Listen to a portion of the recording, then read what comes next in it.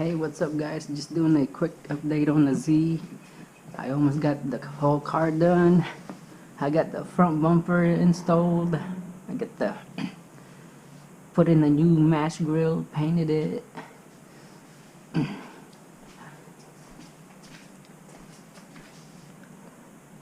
So far it looks freaking wicked. Man, it looks badass with the white fenders. Yeah, I still gotta put my back bumper and then spoiler. I gotta do some wiring and stuff. I got the side skirt on there, and I'm gonna have to cut some of the side skirt off because the fender is not sitting flush on the stock fender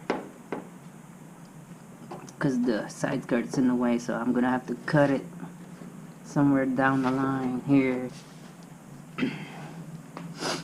But yeah, it's coming along pretty good, guys.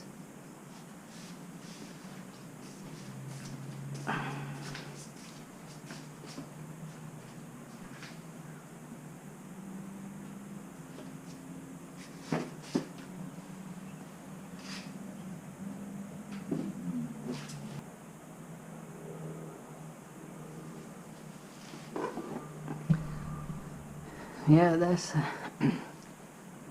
just a quick update. Hopefully I can get it done before the weekend.